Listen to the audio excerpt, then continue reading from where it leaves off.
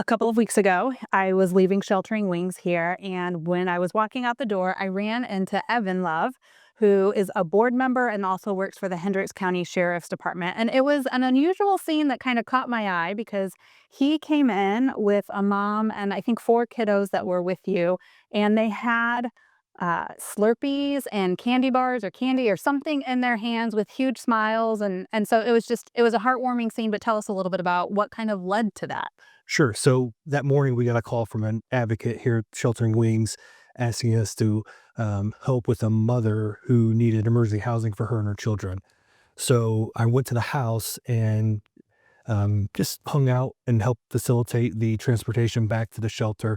Wasn't able to fit everybody in my car, so we had an Uber driver come and pick up everybody. And I'll say within the first couple minutes of being there at the house, it was so sweet. The children were so happy to see me. Were giving me hugs, asking about my uniform, my car, all that stuff. It was just really, really sweet. So we got everybody loaded up into the van, and I followed them back to Danville. So on the way there, I asked the Uber driver if maybe we could stop at a gas station to get some treats before we made it to you guys. And so we get to the gas station, got everybody unloaded, went inside, and just said, "Grab whatever you guys want." So they were grabbing slushies and candy bars, drinks, whatever they wanted.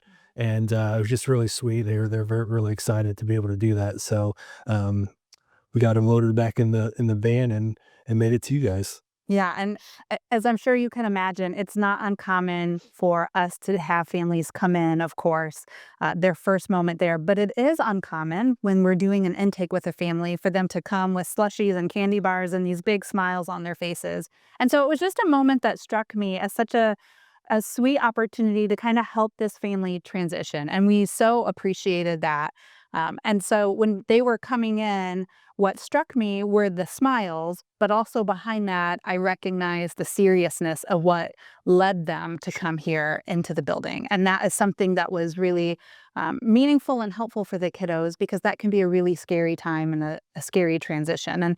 And what a lot of people might not think about is that more than half of the families or half of the clients that are here at Sheltering Wings at any given time are kiddos. Today, I think we have 35 kids and 30 adults that are here. And so that's a significant population that we serve. And we want to do everything that we can to help normalize, if that's the right word, but normalize their stay here, help them get acclimated to school now that school's back in session, make sure that they have all of their basic needs, do the things for them that can really help them on their journey while they're here with their parents at Sheltering Wings. And so it was a really meaningful moment to kind of see how all of that was happening and see the love and compassion that you shared that really made them feel seen and known and excited to have this treat along the way. Sure, I remember dropping them off and seeing you in the lobby and saying, "Hey, I got them plenty of sugar."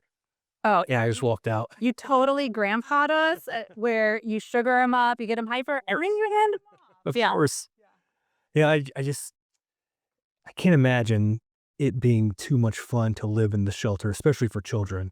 Um, having different rules, you're sleeping in a different room, around a bunch of strangers. I just can't imagine going from a three-bedroom house like that and moving my family into a one-bedroom, area. It just doesn't seem very much, fun, but I think as a community, we're so lucky to have Sheltering Wings in our backyard and, have a place that's available for people who are struggling, who are at their lowest moment, who need somebody to help them get through a terrible situation.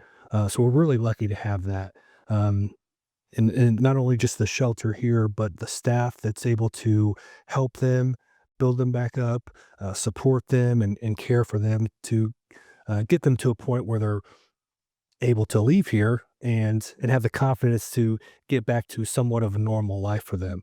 So we're really, really lucky to have this place here in Hendricks County.